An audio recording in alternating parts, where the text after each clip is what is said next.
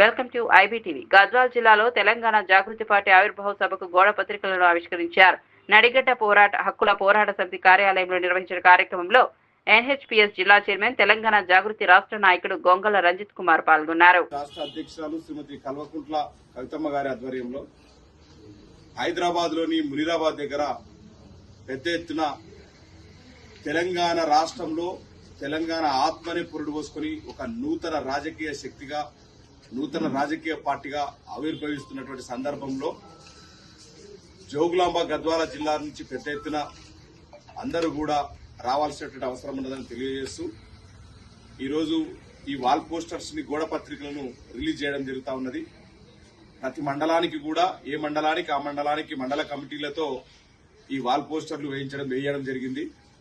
కాబట్టి జోగులాంబ గద్వాల జిల్లా ప్రజలు, రైతులు, మహిళలు, కార్యకర్తలు అందరూ కూడా పెద్ద ఎత్తున రేపు 25 నాడు ఆవిర్భావ సభకి, పార్టీ ఆవిర్భావ సభకు పెద్ద ఎత్తున తరలి రావాల్సిందిగా విజ్ఞప్తి చేస్తా ఉన్నాం.